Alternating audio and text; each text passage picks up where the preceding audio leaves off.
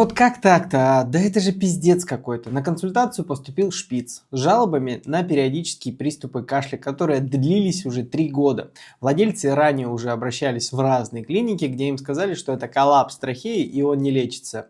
Им просто рекомендовали прийти на стентирование, как только станет совсем плохо и худо. Со временем кашель учащался, и в какой-то момент пациент перестал даже нормально спать. На приеме было предложено менее радикальное решение – ингаляции 2 раза в день, и это помогло. В тот же день пес смог спокойно поспать, а спустя время полностью восстановился. Владельцы были невероятно счастливы и признались, что были в отчаянии и готовы были на стентирование за 90 тысяч рублей, чтобы хоть как-то облегчить состояние своего питомца.